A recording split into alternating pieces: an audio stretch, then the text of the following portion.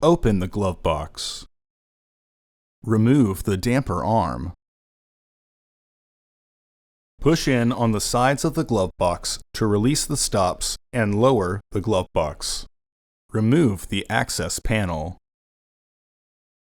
Pinch the tabs and remove the housing door. Remove the filter tray.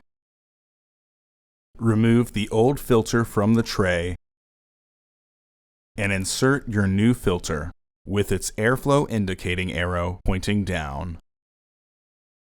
Reinstall the filter tray. Reinstall the housing door. Reinstall the access panel. Partially close the glove box to re-engage the stops. Reinstall the damper arm. Close the glove box. Order your parts today at filterheads.com. Also, please like our video and subscribe to our channel so you won't miss any new content.